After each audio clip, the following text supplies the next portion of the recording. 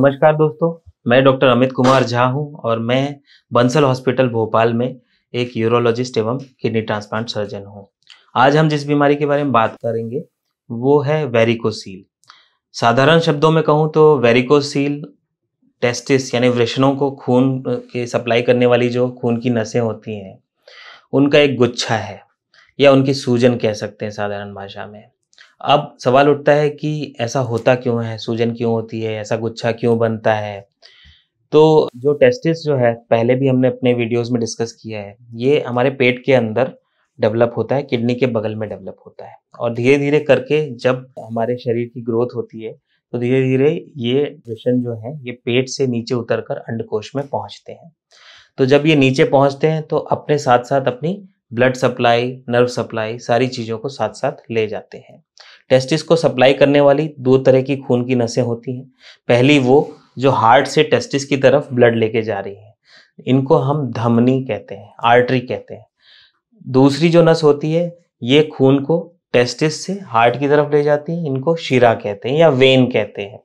अब क्योंकि ये नस नीचे से ऊपर की तरफ ब्लड ले जा रही है, अंडकोश नीचे है, हार्ट ऊपर है, तो नीचे से ऊपर की तरफ ब्लड ले जाने की वजह से यह गुरुत्वाकर्षण के ऑपोजिट में ये ब्लड सप्लाई चल रही है। तो ये ब्लड जो है वापस टेस्टिस में नहीं लौटे ग्रेविटी के फोर्स के वजह से, तो उसके वजह से इन शिराओं में या वेन्स में वाल्व्स होते हैं।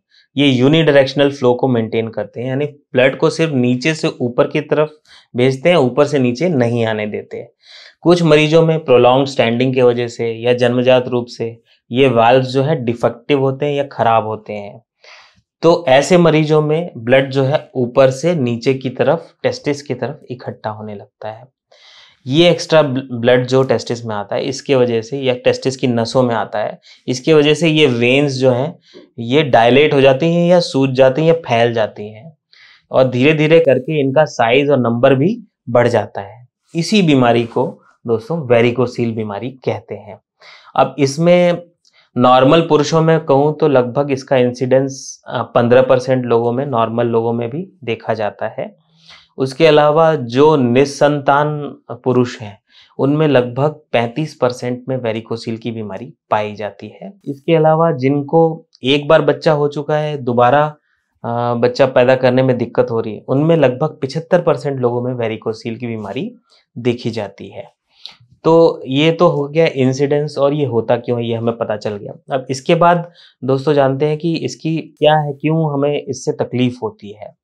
जो ये एक्स्ट्रा ब्लड हमारे टेस्टिस में इकट्ठा हो रहा है उसके वजह से हमारे टेस्टिस या वृषण का टेम्परेचर बढ़ जाता है और टेस्टिस जो है ये बहुत ही टेम्परेचर सेंसिटिव ऑर्गन होता है। अगर इसका टेम्परेचर 1 डिग्री से भी अगर बढ़ा तो इसके फंक्शन पर असर पड़ता है। टेस्टिस के फंक्शन दो प्रकार के होते हैं, एक एंडोक्राइन फंक्शन यानी हार्मोन का उत्पादन और एक एक्सोक्राइन फंक्शन यानी कि टेस्टिस में से शुक्राणुओं का उत्पादन। अब ये दोनों ही जो है टेम्परेचर सेंसिटिव चीजें होती हैं। टेम्परेचर बढ़ने से, एक्स्ट्रा खून आने से इन पे प्रभाव पड़ता है। तो जब वेरिकोसील किसी मरीज को हो जाता है तो उससे टेस्टोस्टेरोन की मात्रा, प्रोडक्शन की जो फ्रीक्वेंसी है या मात्रा है वो कम हो जाती है। इसके अलावा शुक्राणुओं का नंबर धीरे धीरे कम हो जाता है। शुक्राणुओं की भागने की शक्ति जो है, मोटिलिटी जो उसको कहते हैं, वो प्रभावित हो जाती है। शुक्राणुओं की मॉर्फोलॉजी यानी कि वो जैसे दिखने चाहिए वैसे नहीं दिखते हैं, विकृत रूप के दिखने लगते हैं। तो ये हमारे शरीर पे वेरिकोसील का प्रभाव है। इसके अलावा हम आइए जानते हैं कि वेरिकोसील के लक्षण क्या होते हैं, कैसे हमको मालूम चलेगा कि हमें वेरिकोसील है। तो वेरिकोसील के जो मुख्य लक्षण हैं वो एक तो इनफर्टिलिटी है।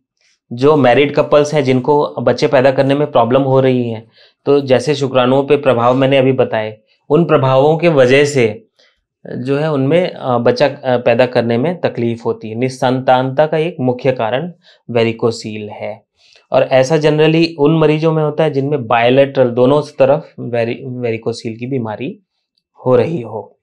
इसके अलावा दर्द एक मुख्य कारण है, लक्षण है वेरिकोसील का।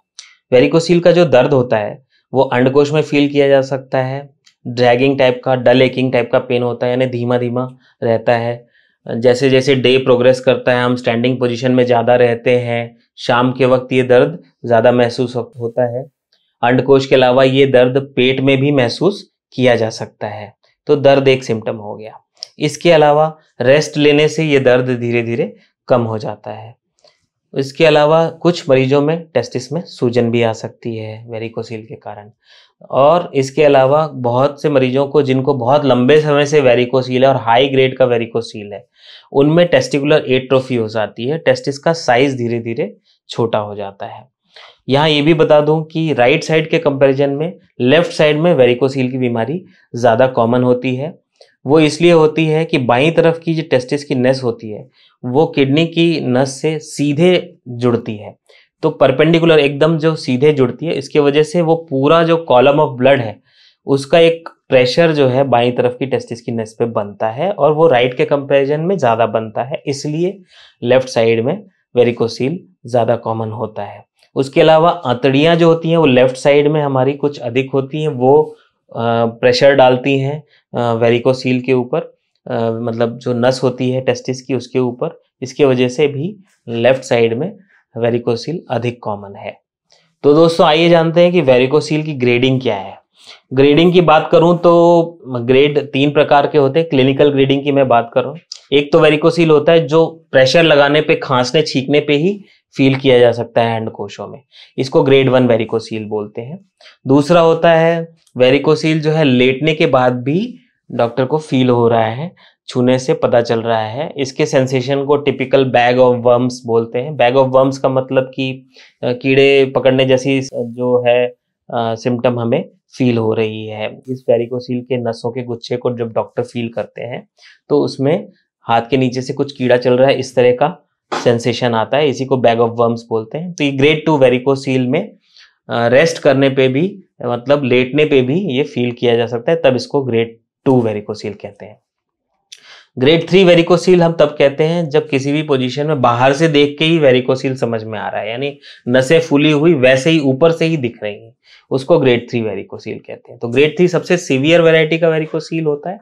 ट्रीटमेंट करने में और पेशेंट को समझाने में इस ग्रेडिंग का मुख्य योगदान होता है। तो दोस्तों आइए जानेंगे कि वेरिकोसील की डायग्नोसिस कैसे की जाती है।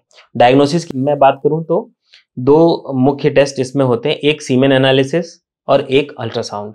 सीमेन एनालिसिस की बात करूं तो इसमें स्पर्म का नंबर, शुक्राणु कितने नंबर्स में है, उनकी मोटिलिटी यानी भागने की शक्ति, मूवमेंट कैसी है। उसके अलावा स्पर्म की मॉर्फोलॉजी यानी कि वो कैसे दिख रहे हैं, नॉर्मल दिख रहे हैं या विकृत वैरायटी के दिख रहे हैं, ये सब चीज़ों का एनालिसिस होता है। और वेरिकोसील के वजह से नंबर, मोटिलिटी, मॉर्फोलॉजी यानी कि शुक्राणुओं के नंबर में, उनकी भागने की शक्ति में और उनके मॉर्फोलॉजी, तीनों में खराब असर पड़ता है। तो ये हो गई सीमेन एनालिसिस की बात। इसके अलावा अल्ट्रासाउंड विद कलर डॉपलर, ये एक टेस्ट होता है, सोनोग्राफी टेस्टिस की और उसकी खून की नसों की जाती है, उससे भी एक अलग ग्रेडिंग करके वेरिकोसील को पहचाना जा सकता है। बहुत सारे मरीजों में प्री एम्प्लॉयमेंट हेल्थ चेकअप के दौरान सिंपल ग्रेड 1 वेरिकोसील जो है वो निकल आता है। ज़्यादातर केसेस में इसको कोई ट्रीटमेंट की आवश्यकता नहीं होती है, लेकिन हाँ ये एक, जैसे आर्म फोर्सेस में, CISF में, इस तरह के जो प्री एम्प्लॉयमेंट चेकअप होते हैं उनमें एक रिजेक्शन का कारण ज़रूर बन जाता है। तो ये मुख्य बातें हो गई वेरिकोसील को लेकर। तो दोस्तों अब हम जानेंगे कि वेरिकोसील का ट्रीटमेंट क्या है।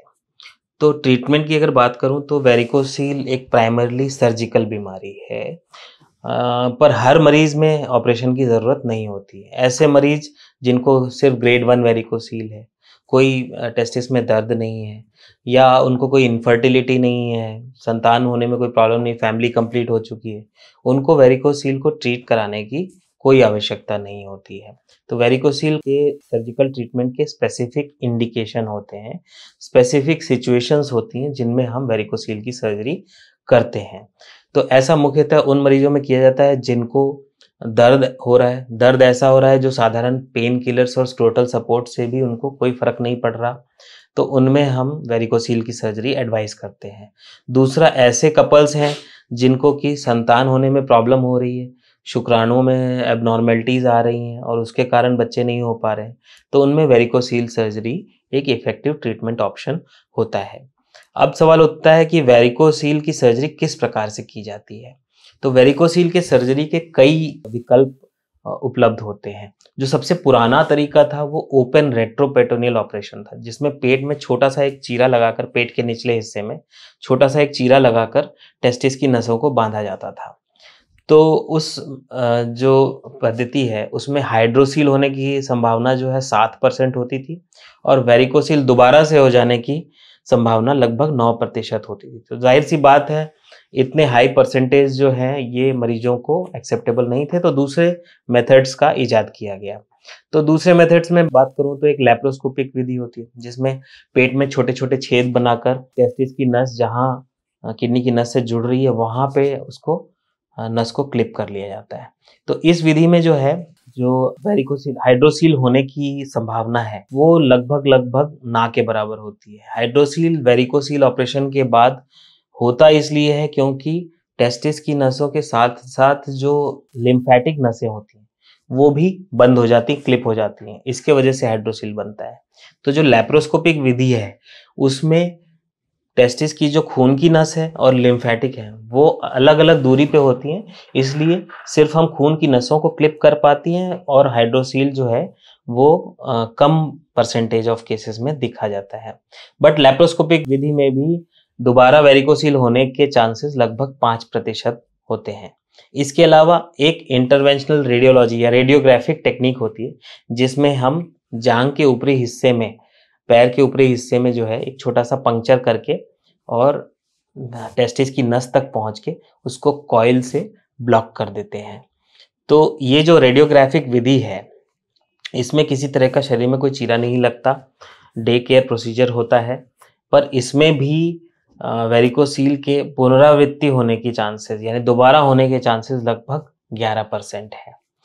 इन सब मेथड्स के बाद एक होता है मैग्नीफाइड या माइक्रोसर्जिकल वेरिकोसिलेक्टमी, जिसमें कि लिंग के जस्ट बगल में जहां टेस्टिस को सप्लाई करने वाली नसें जा रही हैं वहां पे एक छोटा सा 1.5 से 2 सेंटीमीटर का चीरा लगाकर मैग्निफिकेशन में, यानी लूप्स या जिसको हम कहते हैं कि ऑप्टिकल जूम करके जो हम टेस्टिस की नसों को पहचानते हैं और सही नसों को ही क्लिप करते हैं, लिम्फेटिक्स को स्पेयर करते हैं, टेस्टिस को सप्लाई करने वाली जो धमनी या आर्टरी हैं उनको प्रिजर्व करते हैं।